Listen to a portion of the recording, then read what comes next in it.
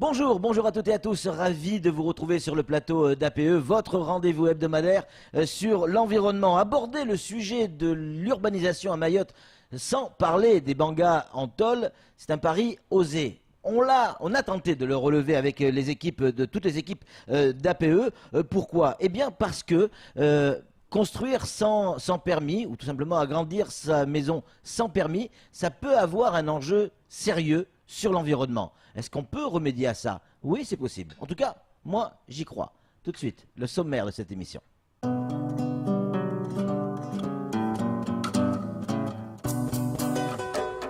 Aujourd'hui, dans ce nouveau numéro d'APE, l'urbanisation et ses conséquences environnementales seront au cœur de nos échanges. Cette semaine, dans le reportage, nos équipes se sont penchées sur le rôle de l'ANRU à Mayotte et dans la remédiation des quartiers en difficulté. Remédier, c'est réparer les torts causés à l'environnement et penser à l'usage des quartiers, tout en tenant compte évidemment des spécificités environnementales. Avec l'ADL, nous allons découvrir comment instruire un dossier d'aménagement et quelles sont toutes les questions que les spécialistes se posent avant de dire oui ou de dire non. Ensuite, avec nos invités sur le plateau, nous comprendrons l'importance de penser l'aménagement en amont. Nous recevons Philippe Perrault, directeur du patrimoine et du développement de la CIM. Nous aurons également Faïz Subra, directeur de l'aménagement opérationnel de la CIM, et Anne-Constance Onguena du cabinet Incidence. Aujourd'hui, on rentre dans une phase à Mayotte où il faut construire. On construit, on veut développer Mayotte et pourtant, on sait également que nos terrains sont à plus de 80% soumis à un risque naturel. C'est pour ça que l'on doit réfléchir et peut-être plus à Mayotte qu'ailleurs. Éboulement, glissement de terrain, bouleversement du lit des rivières, destruction de la biodiversité, destruction des zones humides, pollution. Les conséquences sont multiples et souvent irréversibles, tant pour l'environnement que pour l'homme. Alors nos équipes sont parties à la rencontre de ceux qui connaissent la problématique, ceux qui conçoivent l'aménagement de Mayotte et qui protègent notre environnement au service des générations futures. Regardez plutôt ce reportage signé Pierre Bellucci, Abbas Alidi et Leslie Vimenet.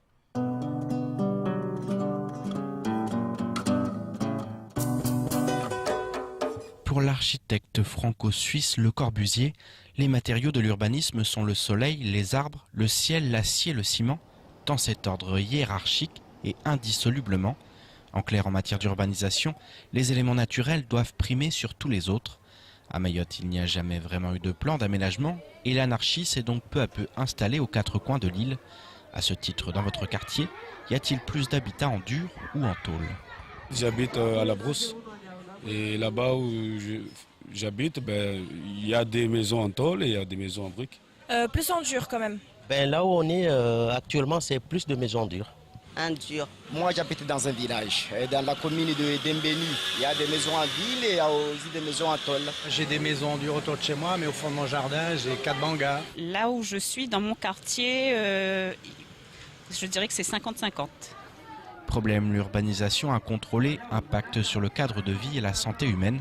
Non-gestion des déchets et des eaux pluviales, perte de la biodiversité, pollution des cours d'eau, étalement urbain, artificialisation des sols, hausse des émissions de gaz à effet de serre.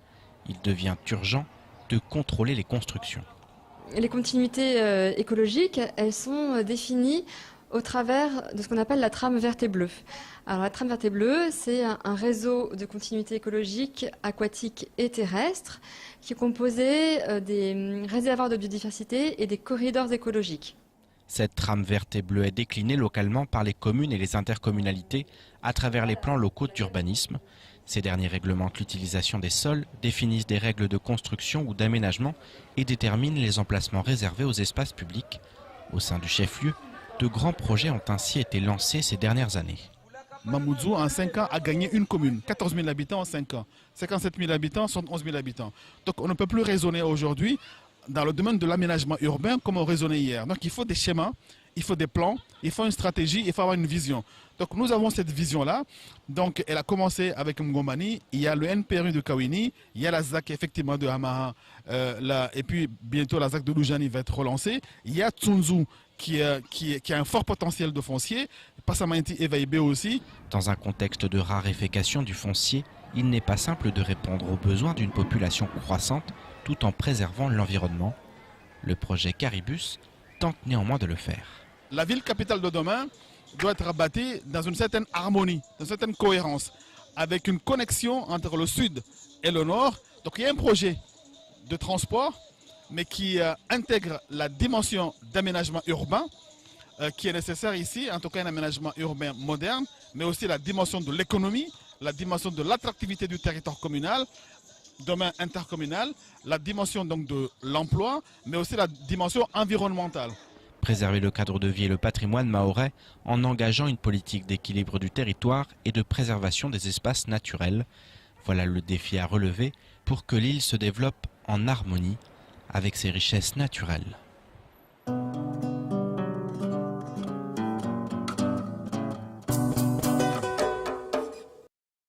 Retour sur le plateau d'APE après ce superbe reportage. Merci encore à Pierre Bellucci et à toutes ses équipes.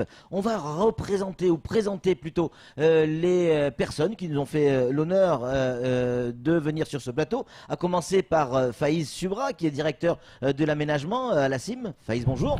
Bonjour Patrick. Et également Philippe Perrault, que l'on connaît bien sur ce plateau, directeur du patrimoine et du développement, toujours à la CIM. Bonjour Patrick. Et évidemment Anne-Constance Onguena du cabinet Incidence. Bonjour Anne-Constance. Bonjour. Comment on décide d'un aménagement? Quelles sont les règles? Qui décide, Faïz? L'aménagement est programmé, on va dire, dans un premier temps, par des documents d'urbanisme, notamment à l'échelle du département. Déjà, quand on parle d'aménagement, on parle bien de construction. Hein. On parle d'aménagement, de viabilisation et effectivement par la suite de la construction des logements qui vont dessus. Donc quand on parle d'aménagement, c'est-à-dire qu'on va viabiliser, on va ramener les routes, on va ramener l'électricité, tous les réseaux qui permettent après de construire des logements, de construire des entreprises, de l'activité qui sert en fait à l'activité humaine. Qui décide que on doit construire tel logement ou tel logement?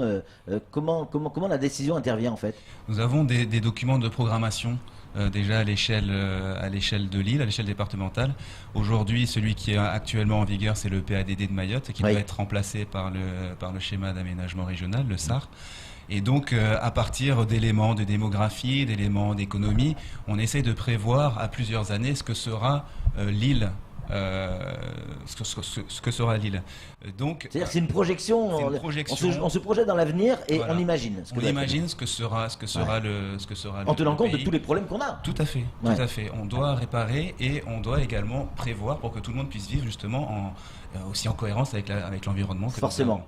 Philippe, qui peut refuser un projet ici à Mayotte? J'ai un projet, vous avez un projet. Qui refuse les projets? Qui peut refuser un projet? L'aménagement, on peut le resituer à différents niveaux. On parle du milieu naturel, du milieu agricole, du milieu urbain. Et à différentes échelles, il existe des réglementations, il existe des codes, le code de l'environnement par exemple, le code de l'urbanisme. Et à partir du moment où un projet n'est pas conforme à l'ensemble de ce corpus de textes, d'accord, il peut être refusé par ce qu'on peut appeler entre guillemets l'autorité environnementale, d'accord. C'est qui? C'est l'ADEAL. Donc elle est exercée par les services de l'État, d'accord, et par l'ADEAL. Voilà. C'est quoi? C'est un peu le gendarme du projet? On peut pas appeler l'ADEAL le gendarme. C'est l'autorité qui contrôle et qui fait en sorte à ce que les projets soient conformes à la réglementation.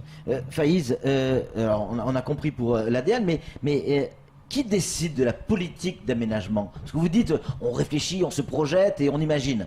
Ouais, mais qui le fait? À l'échelle départementale, ça va être le conseil départemental. Après, on a des échelles qui sont au niveau communal, donc par rapport notamment aux documents d'urbanisme que sont les plans locaux d'urbanisme. Et donc, à ces échelles-là, ça va être les collectivités, les communes. Et aujourd'hui, maintenant, les communautés de communes, puisque les interco, qui ont la compétence maintenant de l'urbanisme. L'État intervient dans ces projets? L'État intervient puisque dans la réflexion, elle intervient dans la réflexion, mais elle intervient aussi dans pour vérifier que ces documents-là respectent bien toutes les différentes règles que Philippe vient d'annoncer. Philippe, qui finance la politique d'aménagement ? Ça a un coût. Alors le financement de la politique d'aménagement, il s'exerce à plusieurs niveaux. D'abord, Mayotte est une région ultra-périphérique européenne, donc il existe des fonds européens pour ça.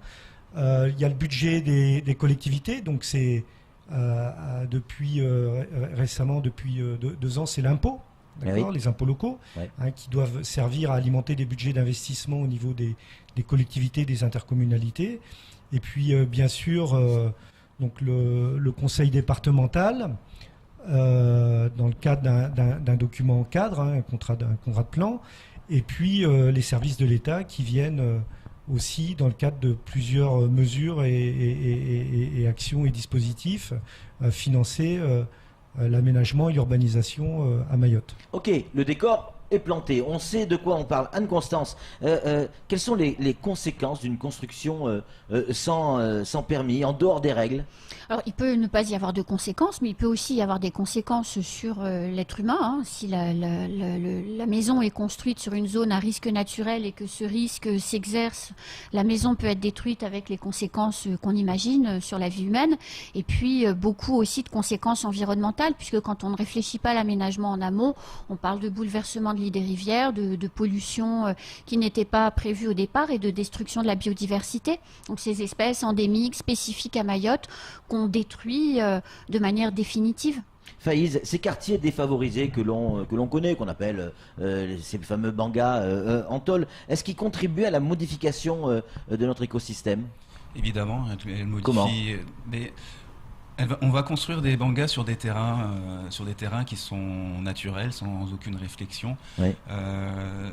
Plus ça se développe, plus ça prend de la surface, plus on imperméabilise. C'est-à-dire que on est à l'état naturel. Par exemple, quand on parle de l'eau de pluie, à l'état naturel, l'eau de pluie s'infiltre dans le sol. Oui. On va imperméabiliser, on va construire des logements sans réfléchir. On va imperméabiliser, donc il va y avoir plus d'eau qui vont arriver en aval.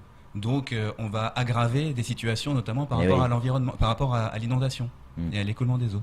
Anne-Constance, comment on peut remédier à ça ? C'est extrêmement. Remédier, c'est quoi ? C'est réparer. Hein, remédier, c'est réparer, c'est-à-dire corriger les dysfonctionnements majeurs que l'on peut constater. Et en tout cas, pour les quartiers en question, c'est extrêmement compliqué, puisque quand le lit de la rivière a été bouleversé, on a du mal. C'est vrai que lorsque on construit le long de falaises qui sont fragilisées, il y a tout un tas de réflexions, d'études et de travaux qui peuvent être entrepris, mais qui coûtent excessivement cher à mettre en œuvre pour le pouvoir public. Faïz, comment on arrive à aménager un territoire quand on sait que 80% de ce territoire est soumis à des risques naturels ? Le calcul est vite fait, il reste 20% où il n'y a pas trop de risques. Comment on fait ? Déjà, on construit quand même ? On construit quand même, on n'a pas le choix puisque la population continue d'augmenter et on doit toujours pouvoir se loger. Donc on est obligé de trouver des solutions pour pouvoir construire. Une des solutions, c'est essayer de densifier. Donc éviter d'avoir une petite maison sur un terrain de 1 hectare par exemple et essayer de faire plutôt plus de logements sur des espaces plus restreints pour qu'on puisse mettre plus de monde au même endroit. Voilà, ça c'est une des réponses. Après, par rapport au risque, aujourd'hui, la doctrine veut que dans les zones d'aléa fort, on ne peut pas construire. Mais comme aujourd'hui tout n'est pas encore totalement arrêté, on peut essayer de préciser les aléas et peut-être essayer de déplacer un petit peu la ligne pour gagner quelques mètres carrés. Philippe, aujourd'hui plus que jamais, notre sous-sol est dans l'actualité. Est-ce que les tremblements de terre, les séismes, les petits séismes que l'on subit actuellement vont avoir une incidence sur la manière dont il va falloir bâtir, dont il va falloir construire ? Est-ce qu'on va construire autrement ? A priori, aujourd'hui, on construit en intégrant la problématique sismique. Zone 3. Zone 3, ouais. D'accord. À Mayotte, on n'a pas été soumis, que je sache, à une série de petits séismes récurrents durant une longue période. Je pense que la réponse, elle est chez les services de l'État et le BRGM, d'accord, de savoir si l'ensemble de ces mouvements sismiques doit conduire à une révision ou pas. C'est-à-dire changer de zone, passer en zone 4 par exemple, c'est évoqué. Hein, de zonage, ouais, voilà. Ouais.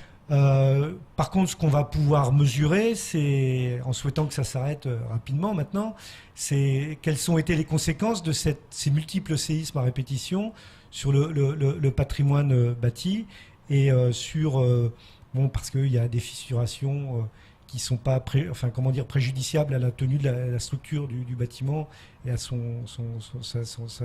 maintien, mais de regarder un peu ce qui s'est passé, quelles sont les conséquences sur l'habitat qu'on a construit toutes ces dernières années. Et il va falloir en tenir compte pour les prochaines constructions, forcément. De passer en zone 4, ça va changer beaucoup de choses? Oui, enfin, s'il y a effectivement un passage en zone 4, ça changera des choses dans la façon de concevoir les bâtiments et derrière dans leur coût. Maintenant, à voir. Ouais. Anne-Constance, on a de la chance avec enfin de la chance dans notre malheur avec ces mini-séismes, c'est que nous ne sommes pas en saison des pluies. Parce que les terrains seraient déjà, si on était en saison des pluies, fragilisés par la pluie, des terrains déjà fragiles, tremblements de terre, ça pourrait avoir des conséquences dramatiques.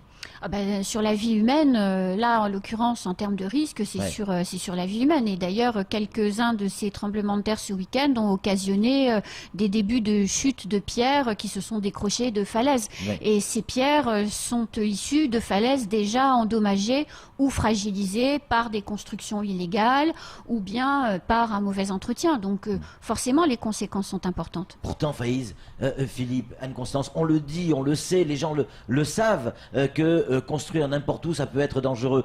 Il ne se passe pas une année s'il n'y a pas un accident plus ou moins grave. Pourquoi on continue à construire? On parlait de documents de planification, de démographie tout à l'heure. Ouais. On est sur une planète où l'être humain croît. Hein, on est à plus de 7 milliards d'habitants aujourd'hui, il me semble. Ouais. Mayotte, on est officiellement à 220 000 habitants, mais on est peut-être à 400 000 habitants, et c'est ce qu'on appelle la pression anthropique. D'accord ? Et la pression anthropique, elle a un impact direct sur l'environnement, parce que l'être humain, il doit assumer toute une série de besoins, et l'un des premiers besoins, c'est se loger. D'accord ? Et comme on ne maîtrise pas la croissance de la démographie et de la croissance de la population à Mayotte, enfin, je pense qu'on ne peut pas dire qu'on la maîtrise, elle n'est pas du tout maîtrisée d'ailleurs, les gens s'installent un peu n'importe où, dans n'importe quelles conditions, et c'est le contraire d'aménager. Aménager, c'est penser l'avenir. Voilà. Et là, aujourd'hui, on n'aménage pas et on investit le milieu naturel, le milieu agricole, en dépit du bon sens, ou la périphérie urbaine, en dépit du bon sens. Quoi. Faïz, on va finir là-dessus avec un peu d'espoir, un peu d'optimisme. Allez, on est dans 30 ans, 35 ans, on est dans 50 ans. À quoi ressemblent nos maisons à Mayotte? Elles sont quoi? Sur pilotis? Elles sont hautes? Elles sont basses? Elles sont larges? On sera sur de la maison dense, on sera plus sur des immeubles. Après, on n'aura pas... Les immeubles, même si effectivement on est sur des terrains à risque, l'immeuble n'est pas forcément plus dangereux que... L'immeuble n'est pas forcément plus dangereux à partir du moment où on respecte les conditions de construction. Ouais. On a parlé de sismicité, si on respecte les conditions qui sont dans ces codes de la construction, on sera en sécurité tel que c'est prévu, donc il y aura pas de souci. Maintenant, on ne sera pas sur des quartiers comme on a en métropole, des quartiers HLM, des quartiers HLM, voilà. Puis on sera sur des petits collectifs, on va dire à taille humaine, à échelle humaine. Tels qu'ils existent un petit peu déjà? Tels qu'ils existent déjà. Ouais, mais surtout ne nous enfermez pas dans des buildings. Hein. En tout cas, merci beaucoup Philippe Perrault, merci Faïz Subra, merci également Anne-Constance. Tiens, vous restez avec nous Anne-Constance, puisque tout de suite on va retrouver vos petits chiffres.